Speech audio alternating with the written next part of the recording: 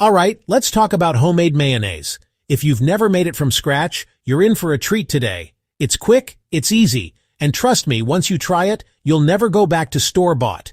You'll need 1 large egg at room temperature, 1 tablespoon of Dijon mustard, a tablespoon of fresh lemon juice, a cup of neutral oil, like canola or sunflower, and a pinch of salt.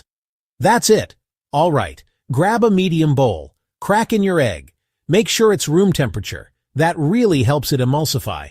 Add your Dijon mustard, lemon juice, and a healthy pinch of salt. Whisk that together just to combine. Now here's the crucial step, the oil. Take your time here.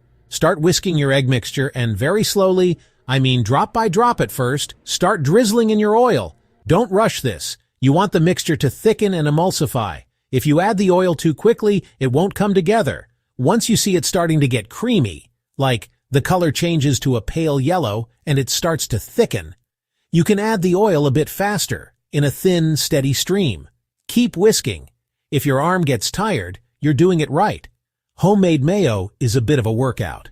After all the oil is in, keep whisking until it's thick and glossy. Give it a taste.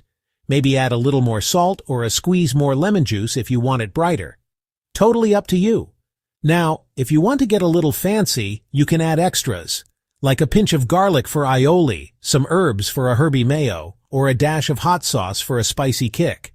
But honestly, even plain, this stuff is a game changer. A quick tip: if your mayo breaks and gets runny, don't panic. Just grab another egg yolk, pop it in a clean bowl, whisk it, and slowly drizzle your broken mayo into that. It should come right back together. And there you go. Homemade mayonnaise in just a few minutes.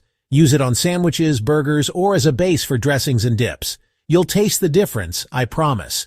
If you enjoyed this, don't forget to hit like and subscribe for more easy from-scratch recipes.